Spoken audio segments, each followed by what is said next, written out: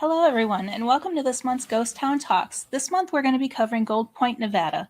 And before I get started, I want to thank Henderson Libraries for inviting me to do these talks. I'm having a lot of fun doing them, and I hope you guys are enjoying them as much as I am presenting these to you. So, as I mentioned, we're going to talk about Gold Point's history. It's a quick, brief history, and this presentation's not as long as others. So towards the end, I am going to talk a little bit more about personal experiences that I've had there and our recent visit versus spending a lot of time on the history. So let's start with Gold Point's history. It was settled by ranchers and miners in the 1880s. It was originally named Lime Point, and then in 1902, silver was discovered, and the name was changed to Horn Silver. In 1905, the Great Western Mine Company began its operations, and over the years, post office was built, several businesses, chamber of commerce, several homes, and these homes started off as mining tents, but then they were developed into wood structure homes, and then there were 13 saloons that popped up throughout the town. Ora May Wiley was the postmistress in Gold Point from 1940 to 1964. And in 1927, a miner, J.W. Dunphy, discovered gold in the town, and that was when the town was renamed Goldfield, which is still what it's referred to today. The town was just booming.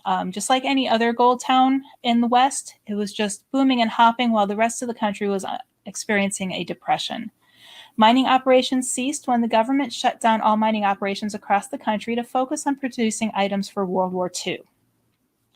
Eventually, Gold Point slowly became a ghost town as residents started moving away. These were the miners, their families, and then because they were moving away, the businesses ended up shutting down. And just after mining operations stopped, the town just slowly started diminishing in population. And now I believe there's a population of 5 or 7. And it just depends on who's visiting and who's staying there at the time. Okay. Gold Point today. Gold Point is very well preserved, offering insight into the town's history.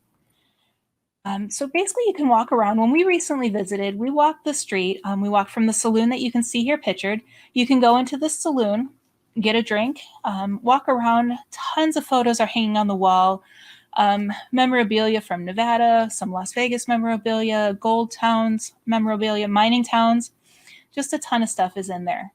And currently there are 50 buildings still standing, and that includes the post office and the former Senator Harry Wiley's home. And his home still has all of the furniture that was there back in the day. The post office is now a museum, and the town was saved by Herb Robbins of Las Vegas when he partnered with his brother Chuck and Walt Kremen to purchase many of the buildings. They have taken very well care of these buildings, restoring many to their original condition. When you go visit, like I had mentioned, you can walk down the street, you can stop by the post office museum, check out the saloon, check out the different buildings, you can see the mining cabins, you can even stay in one of the mining shacks. They have just tons of buildings from the era, including a old hangman's noose is still there, and I'll get to that in just a moment. Okay, visiting Gold Point. Gold Point is located approximately 175 miles north of Las Vegas. The directions are posted here, but you can easily go to Google Maps or any other map program or map app to get your directions there. And once you hit State Route 774, you're going to run right into Gold Point. And then for additional information about visiting the area or reserving your own mining cabin, visit goldpointghosttown.com. Okay. Now, the biggest question I get is Gold Point haunted? There are paranormal reports from guests staying in the mining cabins, and I've heard a lot of similar stories from other people who've had firsthand experiences in the town. Common experiences include seeing shadows in the room and hearing knocks at their door when no one is there. Other reports include a heavy feeling or a sensation of being watched when no one else is there, and some people have claimed to be touched in the saloon. We recently conducted an EVP session, which is electronic voice phenomenon, and that's where you kind of capture ghost voices on digital voice recorders. We did a session near the Hangman's Noose, and we received a lot of different voices saying hello and hi, both male and female, and they were also answering our questions. So based on my personal experiences, I do believe Gold Point to be haunted. And then another experience we had is I had that heavy feeling when we were inside the saloon, and I felt like I couldn't breathe. It was getting like tight in the chest. And once I left the building, I felt 100% better. Okay.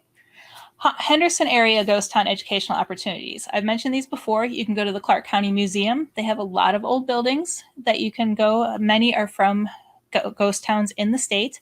McCall School of Mines is another way you can learn about mining. They host an open house the first Saturday of every month. And these both of these locations are featured in the upcoming Real Haunts Ghost Towns documentary that my family and I participated in. Okay, our next presentation, we're going to talk about Nelson, Nevada. For those of you looking for somewhere to go locally that's not too far away or something that's family fun, family friendly, Nelson offers a great opportunity to see a whole bunch of, as you can see here, mining era buildings, antique cars, antique relics, just a really neat and interesting place to go visit. And we will be talking about that on the last Friday of June. Okay, here's my bio.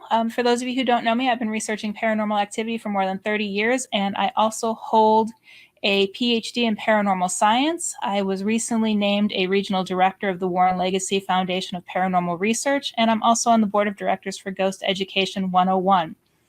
You can find myself and my family, which is my paranormal team, featured in our upcoming documentary, Real Haunts Ghost Towns, which is produced by Motion Picture Video, and it's supposed to release sometime this year. It was supposed to be spring, but now we're looking at closer to summer. If you want to find out when that documentary airs, here's my social media information. Check out those pages, and we will be posting there when everything airs and also with our upcoming activities. So thank you again for having me. Henderson Libraries, I truly appreciate this. I hope you guys enjoyed this presentation, and I will see you next month when we talk about Nelson, Nevada.